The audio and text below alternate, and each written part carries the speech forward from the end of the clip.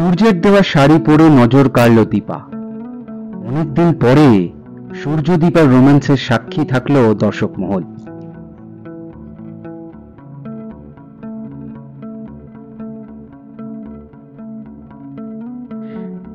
জমজমাট স্টার জলসার জনপ্রিয় ধারাবাহিক অনুরাগের ছোঁয়া।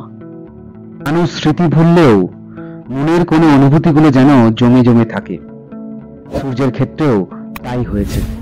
সে নিজেকে কলেজে ছাত্র মনে করছে ঠিকই, নতুন করে দীপাকে তার নিজের জীবনে প্রবেশ করিয়ে নিয়েছে।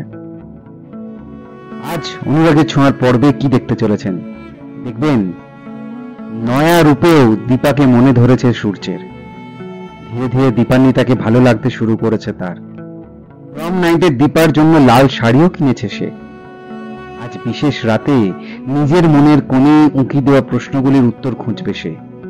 অনেকক্ষণ অপেক্ষা করার পর দীপা এসে পৌঁছই কলেজে।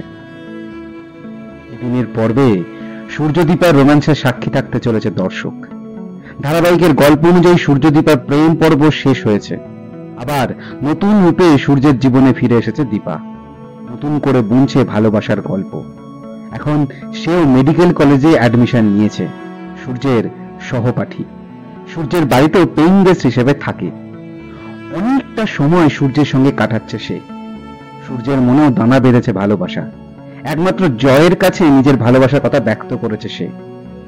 আজ কলেজে প্রম নাইট, অনুষ্ঠানে উপস্থিত হয়েছে ইরাও। সে কিছুতেই সূর্য দীপাকে এক হতে দেবে না। আর আজকের দিন বিশেষ সুযোগ তার জন্য। প্রম নাইটে অনুষ্ঠান শুরু হয় দীপার গান দিয়ে। ইরা দীপাকে বেকায়দায় ফেলতে চাইলেও সফল হয় না ইরা। উল্টে দীপার সঙ্গে গান করে সূর্য। তারপরে গান ধরে ঋত্বিক। এসবের মধ্যে সূর্যের দেহে একটি ইঞ্জেকশন পুশ হয়। কি ছিল সেই ইঞ্জেকশনে, আর এর ফলে সূর্যের কি ক্ষতি হতে পারে?